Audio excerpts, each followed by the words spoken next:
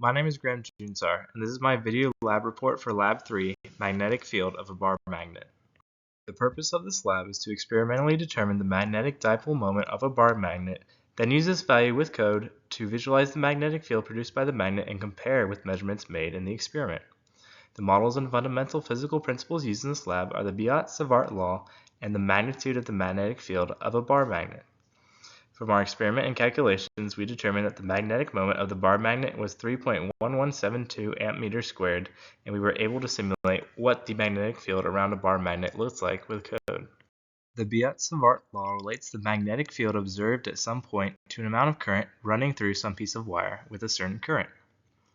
The general formula for the magnetic field produced by a magnetic dipole is essential for this lab, because if we measure the magnetic field at certain points produced by our bar magnet, we can work backwards with this formula to approximate the magnetic moment. This experiment, our system is the magnetometer in the cell phone. The surroundings of this system are the magnetic field produced by the bar magnet and the magnetic field produced by Earth. And the initial conditions and setup for this experiment are detailed on the next slide. For this experiment, we need a magnetometer, bar magnet, meter stick, and tape.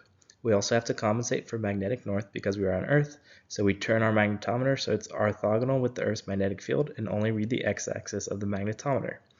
For our measurements, we will find a distance from the magnet such that it reads 20 microteslas and repeat this 3 times so we can take an average for a more accurate result. We will then repeat this procedure for varied strengths and distances, giving us enough data to accurately calculate the magnetic field of our bar magnet. We will also gather measurements from location off the axis to compare our computational results to experimental. On this slide, you can see where we measured the respective distance and strength of our magnetic field, and this results in a pretty linear looking spread of data. And because we know that the strength of the magnetic field is equal to some constant times some power of the distance, we can take the natural log of both sides, like so, and we get another line formula. We can equate these line formulas together, and we can solve for n, which is negative 2.947, very close to what we see for the on-axis magnetic field formula.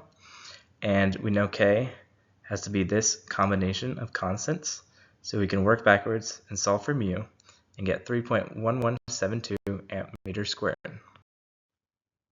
During our experiment, we measured that this first and this fourth statement were true, while this second and third statement were false, which makes sense as we believe that the strength of the magnetic field should be inversely proportional to the distance to some power. Here's the slide with all of our code. This function is simply the function that for a given magnetic dipole and some observation location R will return the strength of that magnetic field at that given point.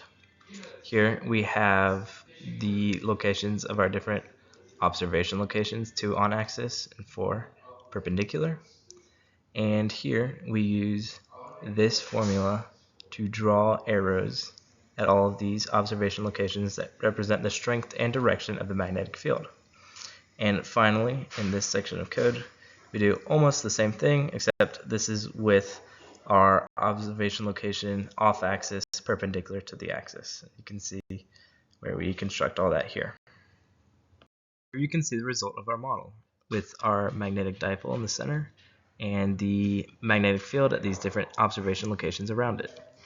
And this is our observation for the perpendicular observation location, and we can calculate, we predicted its strength here, and this was the measured strength. So we measured about 5.51 times 10 to the negative 5 amp meters squared and predicted 2.75 times 10 to the negative 5 amp meters squared. And luckily these numbers are extremely close to each other, so this provides evidence that our model is fairly adequate at representing reality.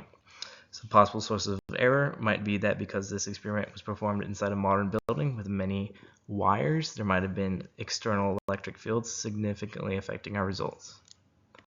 If we had not oriented our experiment to compensate for magnetic north, our calculated magnetic dipole moment of the magnet would be larger if the Earth's field was aligned with the magnet's field in our observation locations, and smaller the other way around, as the field from Earth would add a constant to each measurement. If you were to stick 2 identical magnets together end to end and run the experiment again, I would expect our measurements to all be doubled because the principle of superposition applies to magnetic dipoles.